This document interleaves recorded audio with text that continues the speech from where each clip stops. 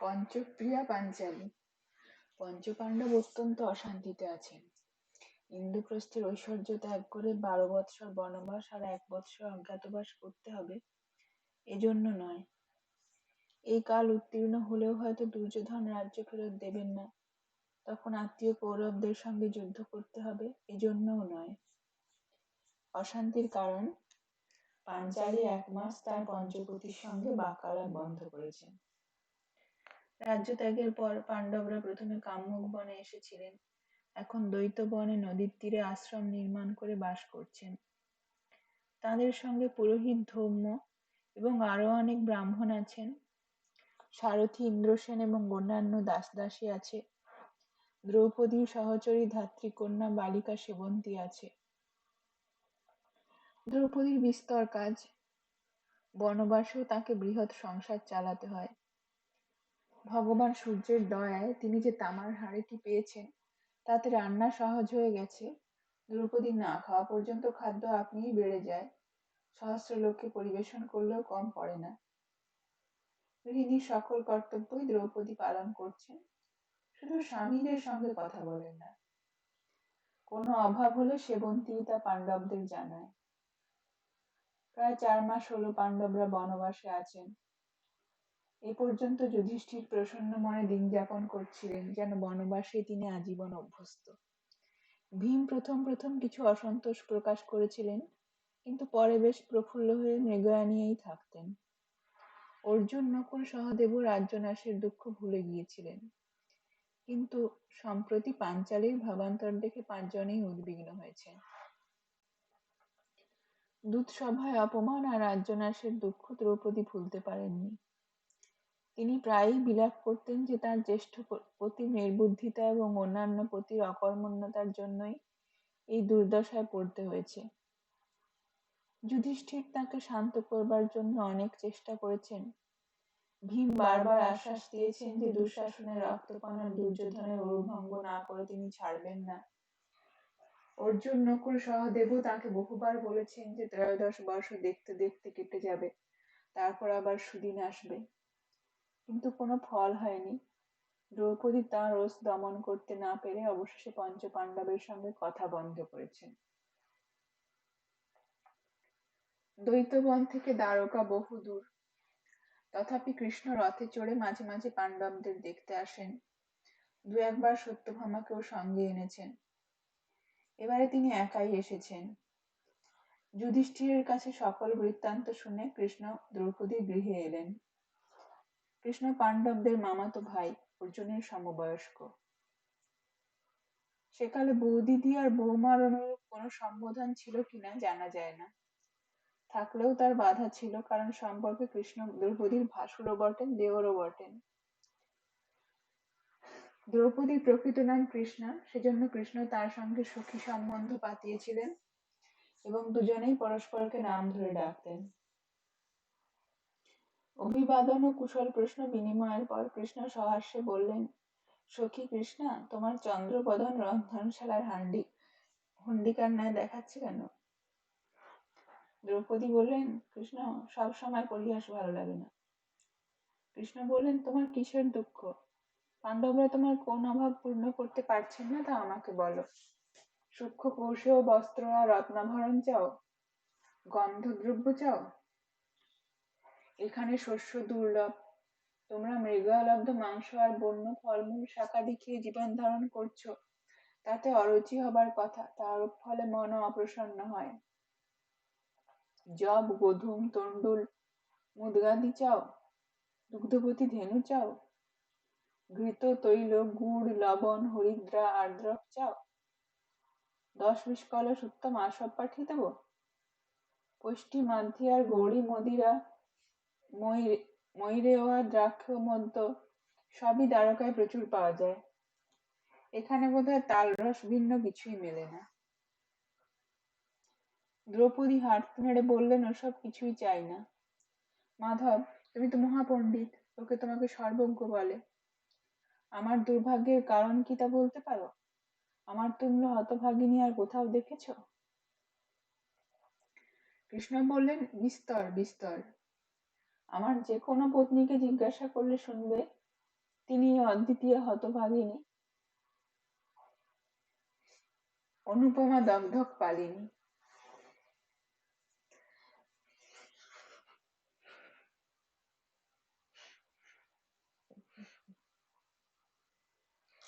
তারা মনে করেন আমিই তাদের সমস্ত আধি দৈবিক, আধি ভৌতিক আর আধ্যাত্মিক দুঃখের কারণ।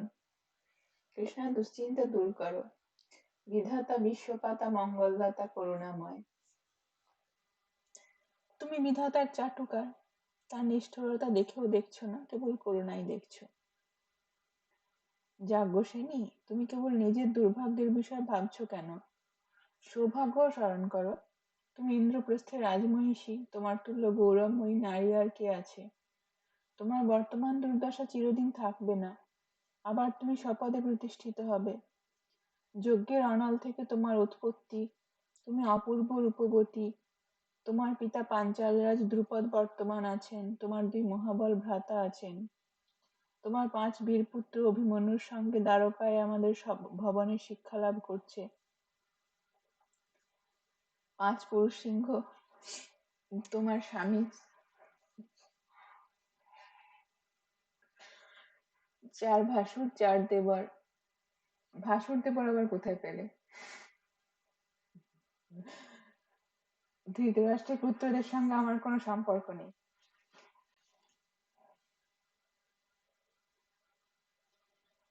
ভাসুর আর দেবর তোমার কাছেই আছেন। কৃষ্ণা, এই শ্লোকটি কি তুমি শোনোনি? অতি শ্বশুরতা জ্যেষ্ঠে অতি দেবরতানুজে মধ্যমেষু চ পাঞ্চালস্তৃতীয়াং তৃতীয়াং ত্রিষু। জ্যেষ্ঠ পাণ্ডব পাঞ্চালীর পতি ও ভ্রাতৃ শ্বশুর, কনিষ্ঠ পাণ্ডব পতি ও দেবর, মাঝে 3 জন প্রত্যেকেই পতি, ভাসুর ও দেবর। তাতেই আমি ধন্য হয়ে গেছি।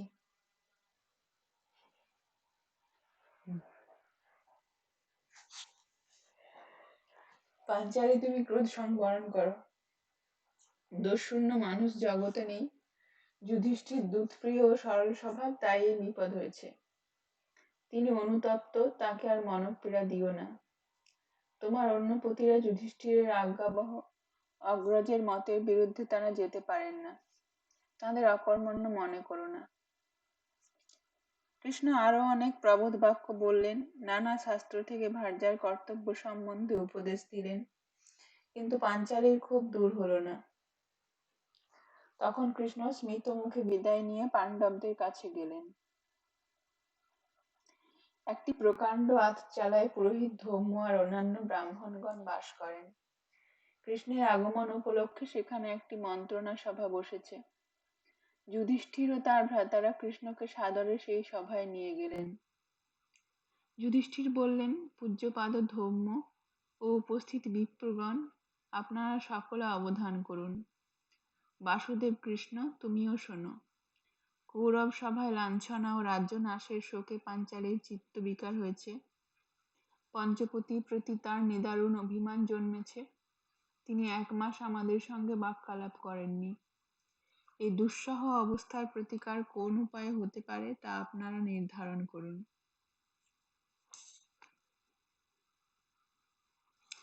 ধৌম্য বললেন, আমি বেদ, পুরাণ ও ধর্মশাস্ত্র থেকে শ্লোক উদ্ধার করে পাঞ্চালীকে পতিব্রতা সহধর্মিণীর কর্তব্য বিষয়ে উপদেশ দিতে পারি, পাপের ভয়ও দেখাতে পারি। কৃষ্ণ বললেন, দ্বিজবর, তাতে কিছুই হবে না। আমি এইমাত্র তাকে বিস্তর শাস্ত্রীয় উপদেশ শুনিয়ে এখানে এসেছি। আমার চেষ্টায় কোনো ফল হয়নি। যুধিষ্ঠির বললেন, তবে উপায়? পুরোহিত ধৌম্যের ক্ষুল্লতা ধৌম্য নামক এক তেজস্বী বৃদ্ধ ব্রাহ্মণ বললেন, পাঞ্চালীকে বিনীত করা মোটেই দুরূহ নয়। পাণ্ডবগণ স্ত্রৈণ হয়ে পড়েছেন, দ্রুপদ নন্দিনীকে অত্যন্ত প্রশ্রয় দিয়েছেন। পঞ্চভ্রাতা তাঁদের এই যৌথ কলত্রটিকে ভয় করেন। ধর্মরাজ যুধিষ্ঠির, আমি অতি সুসাধ্য উপায় বলছি শুনুন। পাঞ্চালী আপনাদের একমাত্র পত্নী নন, আপনার আরেকটি নিজস্ব পত্নী আছেন, রাজা শৈব্যের কন্যা দেবিকা। ভীমের আরো 3 পত্নী আছেন, রাক্ষসী হিড়িম্বা, শল্যের ভগিনী কালী, কাশীরাজ কন্যা বলন্ধবা। অর্জুনেরও 3 পত্নী আছেন, মণিপুর রাজকন্যা চিত্রাঙ্গদা, নাগকন্যা উলুপি আর কৃষ্ণ ভগিনী সুভদ্রা। নকুলের আরেক পত্নী আছেন চেদি রাজকন্যা করেনুমতি। সহদেবেরও আরেক পত্নী আছেন জরাসন্ধ কন্যা, তার নামটি আমার মনে নেই। পাঞ্চালের এই 9 জন সপত্নীকে সত্বর আনাবার ব্যবস্থা করুন। তাদের আগমনে দ্রৌপদীর অহংকার দূর হবে। আপনারাও বহু পত্নীর সহিত মিলিত হয়ে পরমানন্দে কাল যাপন করবেন।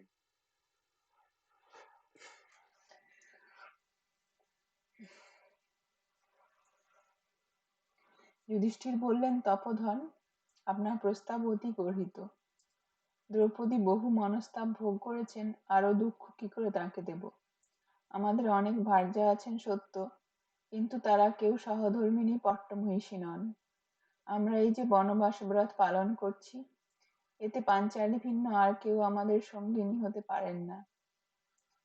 কৃষ্ণ, সকল আপদে তুমি আমাদের সহায়। পাঞ্চালী যাতে প্রকৃতিস্থ হন তার একটা উপায় করো। একটু চিন্তা করে কৃষ্ণ বললেন, ধর্মরাজ, আমি যথোচিত ব্যবস্থা করব।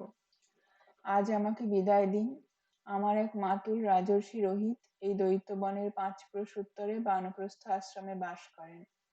আমি তার সঙ্গে একবার দেখা করে 2 দিনের মধ্যে ফিরে আসব। রথে উঠে কৃষ্ণ তার সারথি দারুককে বললেন, এখান থেকে কিছু উত্তরে জলজট ঋষির আশ্রম আছে, সেখানে চলো।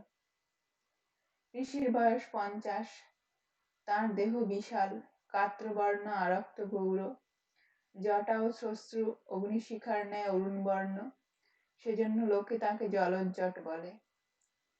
কৃষ্ণকে সাদরে অভিনন্দন করে তিনি বললেন, জনার্দন, 3 বৎসর পূর্বে প্রভাস তীর্থে তোমার সঙ্গে আমার দেখা হয়েছিল। ভাগ্যবশে আজ আবার মিলন হলো। তোমার কোন প্রিয় কার্য সাধন করব তা বলো। কৃষ্ণ বললেন, তপোধন, আমার আত্মীয় ও প্রীতিভাজন পাণ্ডবগণ রাজ্যচ্যুত হয়ে দৈত্যবনে বাস করছেন। সম্প্রতি তারা আর এক সংকটে পড়েছেন, তা থেকে তাদের মুক্ত করবার জন্য আপনার সাহায্য প্রার্থী হয়ে এসেছি। আপনার পরিচিত কোনো নারী নিকটে আছে?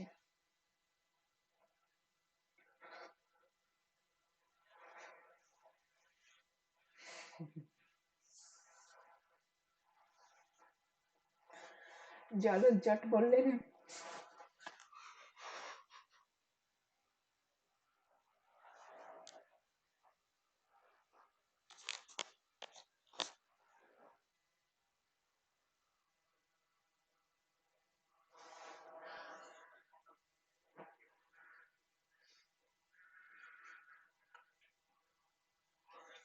নারী ফারি আমার নেই, আমি অকৃতদার। এই বিজয় অরণ্যে নারী কোথায় পাবো? তবে হ্যাঁ, অপ্সরা পঞ্চচূড়া মাঝে মাঝে তত্ত্ব কথা শুনতে আমার কাছে আসে বটে। সে কিন্তু সুন্দরী নয়। কৃষ্ণ বললেন, সুন্দরী প্রয়োজন নেই। পঞ্চচূড়া চিৎকার করতে পারে তো, তাহলেই আমার উদ্দেশ্য সিদ্ধ হবে। এখন আমার প্রার্থনাটি শুনুন।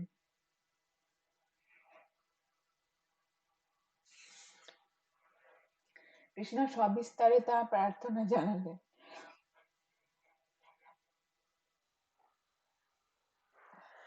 জলজ্জট অট্টহাস্য করে বললেন, বাসুদেব, লোকে তোমাকে কুচক্রী বলে, কিন্তু আমি দেখছি তুমি সুচক্রী। তোমার উদ্দেশ্য সাধু। নিশ্চিত থাকো, তোমার অনুরোধ নিশ্চয়ই রক্ষা করব। 2 দিন পরে অপরাহ্নকালে আমি পাণ্ডবদের আশ্রমে উপস্থিত হব।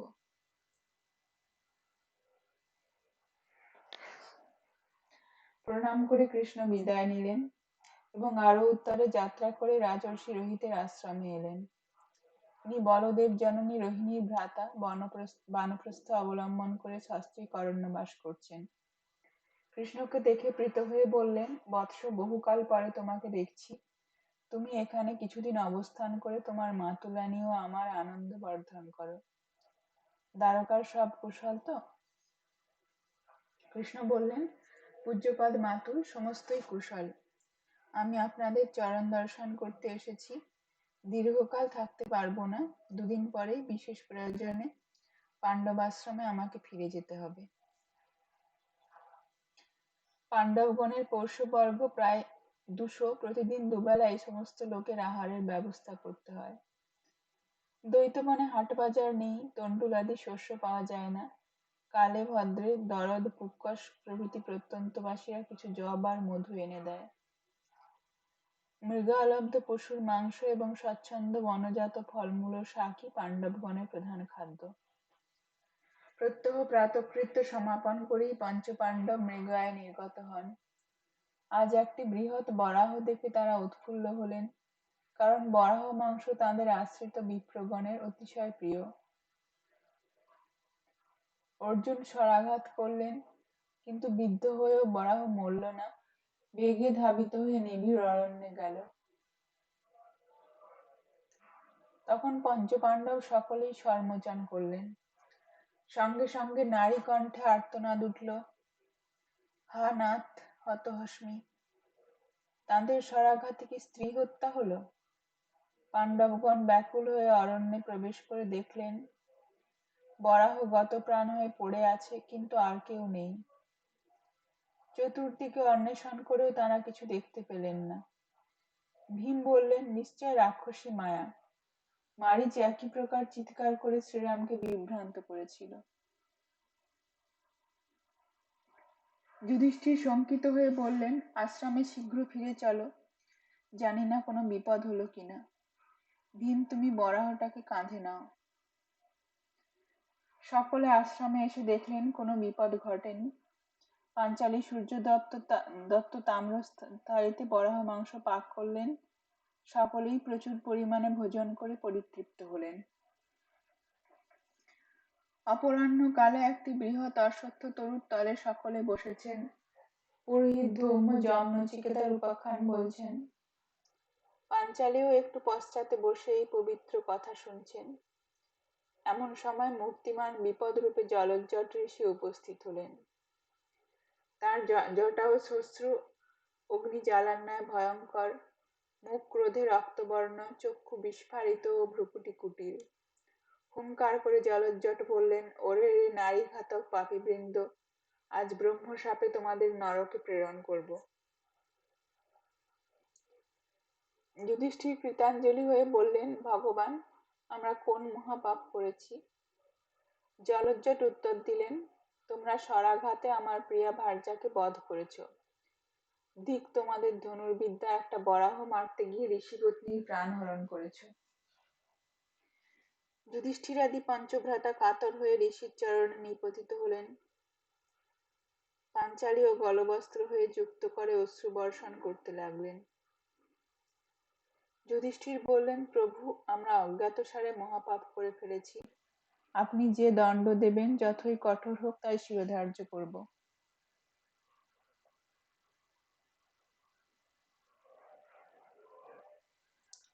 দ্রৌপদী এগিয়ে এসে বললেন, মহামুনি, আমার স্বামীদের শরাঘাতে আপনার প্রিয়া ভার্যার প্রাণ বিয়োগ হয়েছে। তার দণ্ডস্বরূপ আপনি আমার প্রাণ নিয়ে এদের মার্জনা করুন। মধ্য পাণ্ডব, তুমি চিতা রচনা করো, আমি অগ্নি প্রবেশে প্রাণ বিসর্জন দেব। জলজ্জট আবার হুঙ্কার করে বললেন, তুমি তো দেখছি অতি নির্বুদ্ধি রমণী। তোমার প্রাণ বিসর্জনে কি আমার পত্নী জীবিত হবে? আমি পত্নী চাই, এই দণ্ডেই চাই। পাণ্ডবরা আমাকে বিপত্নিক করেছে, আমি পাণ্ডব পত্নী পাঞ্চালীকে চাই। এই বলে জলজ্জট মুনি উন্মত্তের ন্যায় নৃত্য করে ভূমিতে পদাঘাত করতে লাগলেন। যুধিষ্ঠির যুক্ত করে বললেন, প্রভু প্রসন্ন হন, পাঞ্চালী ভিন্ন যা চাইবেন তাই দেব। ইয়ং হি ন প্রিয়া ভার্যা প্রাণেভ্য হপি গরীয়সী মাতেব পরিপাল্লা চ পূজ্যা জ্যেষ্ঠেব চ শশা। আমাদের এই প্রিয়া ভার্যা প্রাণাপেক্ষা গরীয়সী, মাতার ন্যায় পরিপালনীয়া, জ্যেষ্ঠা ভগিনীর ন্যায় মাননীয়া। একে আমরা কি করে ত্যাগ করব? আপনি বরং শাপানলে আমাকে ভস্মীভূত করে ফেলুন, পাঞ্চালীকে নিষ্কৃতি দিন। জলজ্জট বললেন, অহ, কি মূর্খ! তুমি পুড়ে মরলে পাঞ্চালী সহমৃতা হবে, অনর্থক নারী হত্যার নিমিত্তরূপে আমিও পাপগ্রস্ত হব। পাঞ্চালীকেই চাই। ভীম করজোড়ে বললেন, তপোধন, আমি একটি নিবেদন করছি, শুনতে আজ্ঞা হোক। আপনি জ্যেষ্ঠা পাণ্ডব বধূ শ্রীমতী হিড়িম্বাকে গ্রহণ করুন। পাঞ্চালে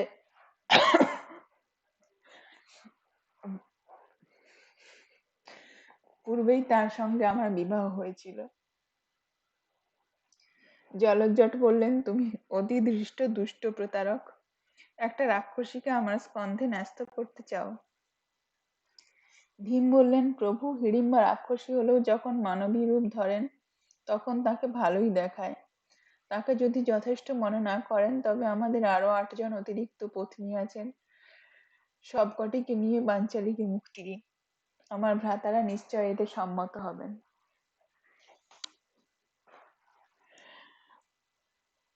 নকুল সহদেব সমস্বরে বললেন, নিশ্চয় নিশ্চয়।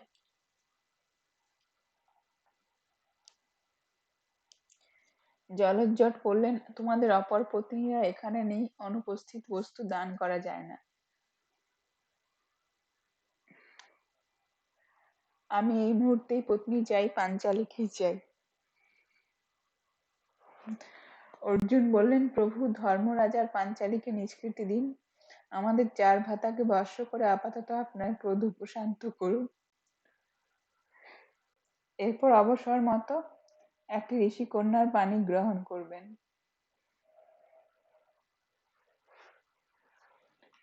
জলজ্জট বললেন, তোমরা সকলেই মূর্খ, তথাপি তোমাদের আগ্রহ দেখে আমি কিঞ্চিৎ কৃত হয়েছি।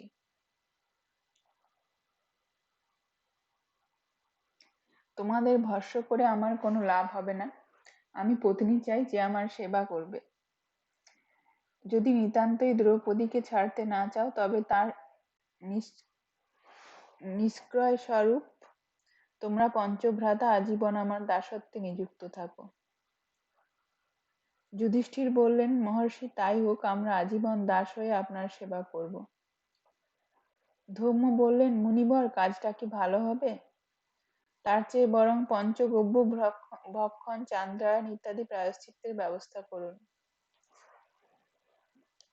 অর্থ তো এদের এখন নেই। ত্রয়োদশ বর্ষের অন্তে রাজ্যোদ্ধারের পর যত চাইবেন এরা দেবেন। জলজ্জট প্রচণ্ড গর্জন করে বললেন, তুমি কে হে বিপ্র, আমাদের কথার উপর কথা কইতে এসেছ? ওরে, কে আছিস? একটা দীর্ঘ রজ্জু নিয়ে আয়। যুধিষ্ঠির বললেন, প্রভু, রজ্জুর প্রয়োজন নেই, আমাদের উত্তরীয় দিয়েই বন্ধন করুন। জলজ্জট যুধিষ্ঠির আদি প্রত্যেকের কটিদেশে উত্তরীয়ের এক প্রান্ত বাঁধলেন এবং অপর প্রান্তের গুচ্ছ ধারণ করে পাণ্ডবাশ্রম থেকে নিষ্ক্রান্ত হলেন। দ্রৌপদী আর্তনাদ করে সংজ্ঞাহীন হয়ে পড়ে গেলেন। ধৌম্যাদি বিপ্রগণ স্তম্ভিত ও হতবাক হয়ে রইলেন। চেতনা লাভের পর দ্রৌপদী দেখলেন তিনি তার কক্ষে সেবন্তীর ক্রোড়ে মস্তক রেখে শুয়ে আছেন। কৃষ্ণ তাকে তাল বৃন্ত দিয়ে বিজন করছেন। দ্রৌপদী বললেন, হা পঞ্চ আর্য পুত্র, কোথায় আছো তোমরা? কৃষ্ণ বললেন, কৃষ্ণা, আশ্বস্ত হও, পঞ্চপাণ্ডব নিরাপদে আছেন। তারা অশ্বত্থ তরুতলে উপবিষ্ট হয়ে পাপনাশের জন্য অঘমর্ষণ মন্ত্র জপ করছেন। তুমি একটু সুস্থ হলেই তোমাকে তাদের কাছে নিয়ে যাব। সেই ভয়ঙ্কর ঋষি কোথায়? আর ভয় নেই। তিনি পঞ্চপাণ্ডবকে পশুর ন্যায় বন্ধন করে নিয়ে যাচ্ছিলেন। দৈবক্রমে পথে আমার সঙ্গে দেখা হলো। আমি তাকে বললাম, তপোধন, করেছেন কি? এরা অকর্মণ্য বিলাসী ক্ষত্রিয়, আপনার কোনো কাজ করতে পারবেন না, অনর্থক অন্ন ধ্বংস করবেন। তিনি বললেন, তবে এদের চাই না, পাঞ্চালীকেই এনে দাও। আমি উত্তর দিলাম, পাঞ্চালী আরো অকর্মণ্য, আরো বিলাসিনী, শুধু নিজের প্রসাধন করতে জানেন। আমি ফিরে গিয়ে আপনাকে একটি কর্মিষ্ঠা ব্রহ্মনারী পাঠিয়ে দেব। আপাতত আপনি পাঞ্চালীর নিষ্ক্রয় স্বরূপ এই সবৎসা ধেনু নিন, দধি দুগ্ধ ঘৃতাদি খেয়ে বাঁচবেন। আমার মাতুল রাজর্ষি রোহিত এটি আমাকে উপহার দিয়েছেন। জলজ্জট মুনি তাতেই সম্মত হয়ে তোমার ব্রতীদের মুক্তি দিলেন। দ্রৌপদী বললেন, ধন্য সেই ধেনু যার মূল্য পাণ্ডব মহিষীর সমান। কিন্তু ঋষি পত্নী হত্যার পাপ থেকে পাণ্ডবগণ মুক্তি পাবেন কি করে? কৃষ্ণ সহাস্যে বললেন, ঋষি পত্নী হত্যা হয়নি। অপ্সরা পঞ্চচূড়া ঠিক তার পত্নী নয়, সেবাদাসী বলা যেতে পারে।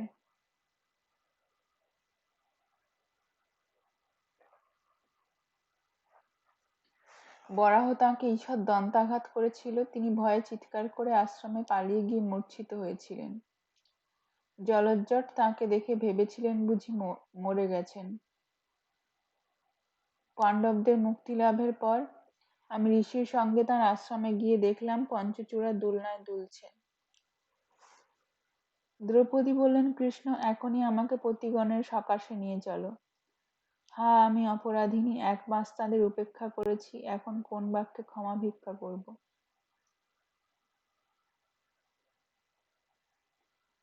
পাঞ্চালী, ক্ষমা চেয়ে অনর্থক তাদের বিব্রত করো না, তারা তো তোমার উপর অপ্রসন্ন হননি। বহুদিন পরে তোমার সম্ভাষণ শোনবার জন্য তারা তৃষিত চাতকের ন্যায় উদ্গ্রীব হয়ে অপেক্ষা করছেন।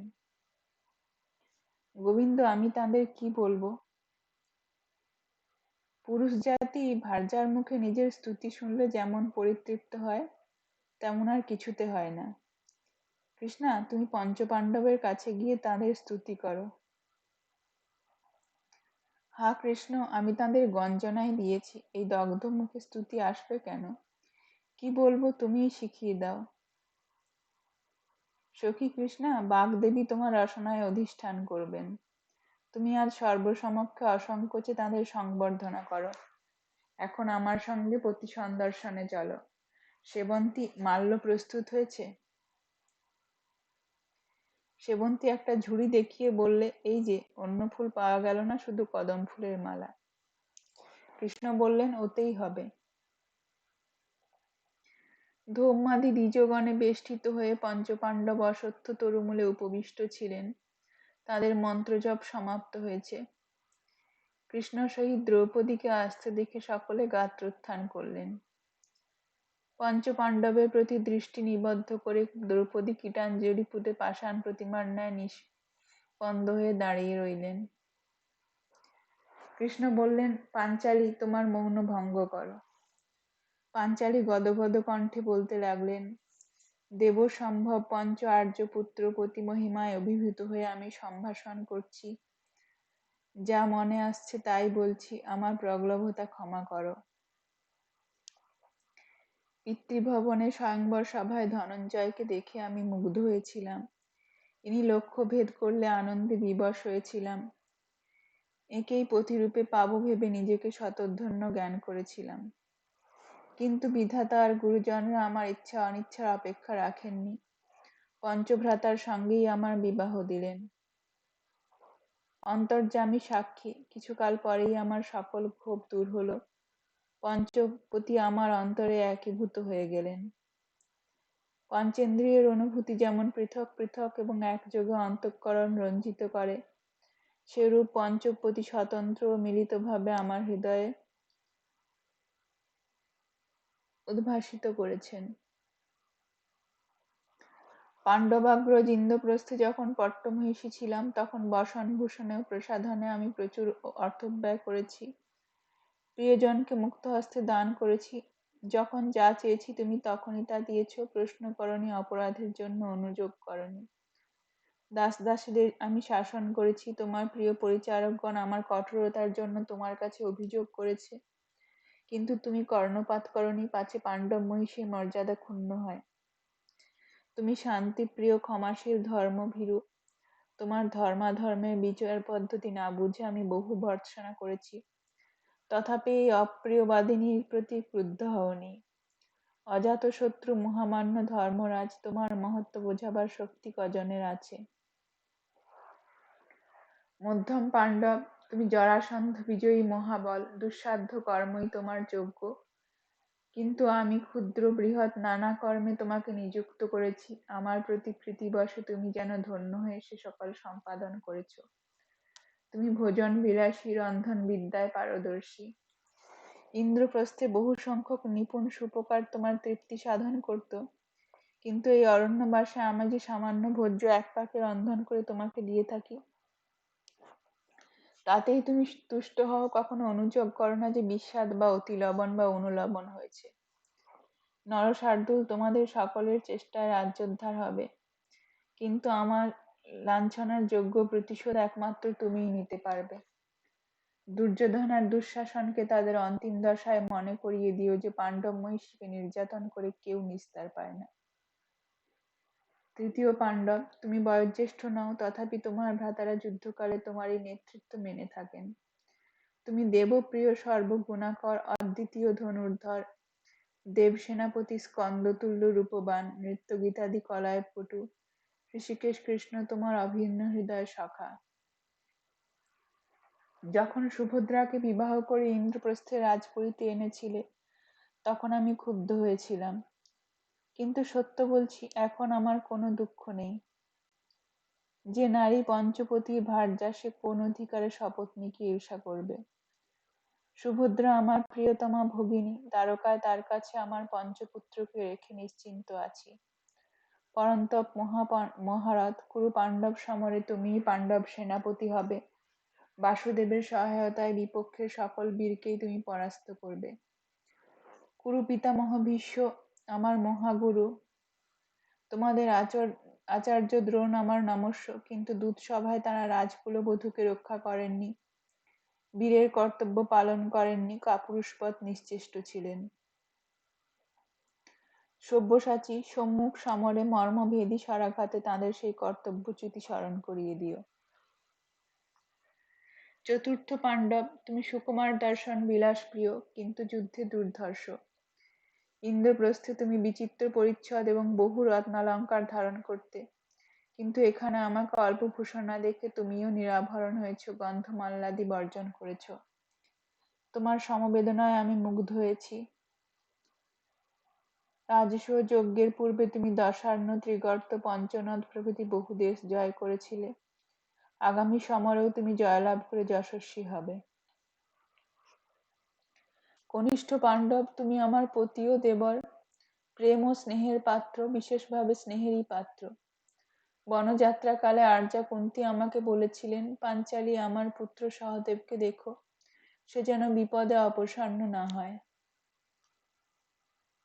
নির্ভীক অরিন্দম, তুমি অবসন্ন হওনি, যুদ্ধের জন্য অধীর হয়ে আছো। পূর্বে তুমি মহিষ্মতী রাজ দুর্মতি নীলকে এবং কালমুখ নামক নররাক্ষসগণকে পরাস্ত করেছিলে। দুরাত্মা কৌরবগণের সহিত যুদ্ধেও তুমি নিশ্চয় বিজয়ী হবে। হে দেবপ্রতিম মহাপ্রাণ পঞ্চপুতি, দেব বন্দনা কালে দেবতার দোষ কীর্তন কেউ করে না। তোমাদের দোষের কথাও এখন আমার মনে নেই। আজ আমার জন্য তোমরা জীবন দিতে উদ্যত হয়েছিলে, দাসত্ব বরণ করেছিলে। কোন নারী আমার তুল্য পতিপ্রিয়া? পতি নির্বাসিতা সীতা নয়, পতি পরিত্যক্তা দময়ন্তীও নয়। তোমরা অপর পত্নীদের পিত্রালয়ে রেখে কেবল আমাকে সঙ্গে নিয়ে দীর্ঘ 13 বৎসর যাপন করতে এসেছ। 1, 2 বা 3 অখণ্ড পত্নীর পরিবর্তে আমার পঞ্চমাংশেই তুষ্ট আছো। কোন স্ত্রী আমার ন্যায় গৌরবিনী? কোন পতি তোমাদের ন্যায় সংযমী? বহু বর্ষ পূর্বে পিতৃগৃহে বিবাহ মণ্ডপে একই দিনে তোমাদের কণ্ঠে একে একে মাল্য দিয়েছিলাম। আজ এই অরণ্যভূমিতে মুক্তাকাশতলে একই ক্ষণে পুনর্বার দিচ্ছি। মহানুভব পঞ্চবতী, প্রসন্ন হও, স্নিগ্ধ নয়নে আমাকে দেখো। পাঞ্চালী পঞ্চপাণ্ডবের কণ্ঠে মাল্লা দিলেন। সেবন্তী শঙ্খধ্বনি করল, বিপ্রগণ সাধু সাধু বললেন, কৃষ্ণ আনন্দে করতালি দিলেন। তারপর দ্রৌপদীর মস্তকে করপল্লব রেখে যুধিষ্ঠির বললেন, পাঞ্চালী, তোমাকে অতিশয় ক্লান্ত ও অবসন্ন প্রায় দেখছি, এখন স্বগৃহে বিশ্রাম করবে, চলো।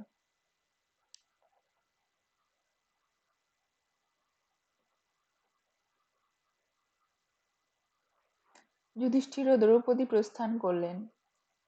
কৃষ্ণকে অন্তরালে নিয়ে গিয়ে অর্জুন বললেন, মাধব, জলজ্জর দৃষ্টিকে পেলে কোথায়?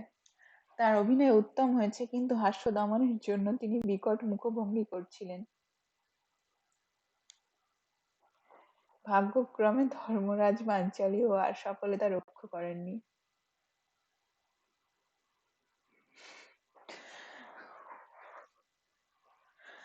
ভীম বললেন, ওহে কৃষ্ণ, একবার এদিকে এসো তো। পাঞ্চালী বোধহয় আর কখনো আমাদের গঞ্জনা দেবেন না, কি বলো? কৃষ্ণ বললেন, মাঝে মাঝে দেবেন বৈকি, ওর বাকশক্তির তো কিছুমাত্র হানি হয়নি।